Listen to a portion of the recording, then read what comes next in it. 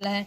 बस जल्दी से जल्दी इसका हल पता चले और अगर यहाँ पे नहीं होगा तो इसका सीबीआई जांच होना चाहिए। उनकी माँ जो भोजपुरी सुपरस्टार त्रिशाकर मधु ने आकांक्षा दुबे के घर पे जाके उसकी मां का सांत्वना देने की कोशिश किया है और कहा है साथ ही साथ आकांक्षा दुबे के इंसाफ दिलाने के लिए हम काम करेंगे और सरकार से मांग करते हैं आकांक्षा दुबे के इस केस में सीबीआई जांच हो। सीबीआई जांच होने के बाद ही पता चलेगा कि आकांक्षा दुबे की ये मामला के अंदर कौन कौन व्यक्ति फंसा हुआ है और किसका किसका हाथ है।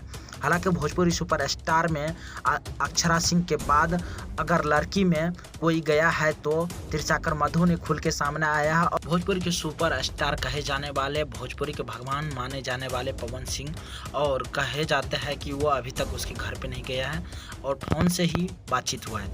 हालांकि उसके घर पे जाना चाहिए और उसको परिवार को सांत्वना देना चाहिए और साथ ही साथ उसको सीबीआई जांच के लिए मांग करना चाहिए। आकांक्षा दुबे की जिस मर्डर में किसका हाथ है या नहीं है। भोजपुरी के सुपरस्टार कई कलाकारों है जिसने अभी तक कुछ नहीं बोल रहा है और कुछ नहीं कह रहा है। हालांकि राकेश मिश्रा जी अभी लाइव आए थे और बोला था कि मेरा तबीयत कुछ ख़राब चल रहा है, इसी वजह से हम आकांक्षा दुबे की मां की घर पे नहीं जा रहे हैं, नहीं तो हम उस जगह पर जाके और मांग करते इस मामले में कौन सा दोषी है, कौन आदमी दोषी है, उसको सजा देने के काम करते। हालांकि भोजपुरी के कोई कलाकार सामने आए हैं और कई कलाकार नहीं आए।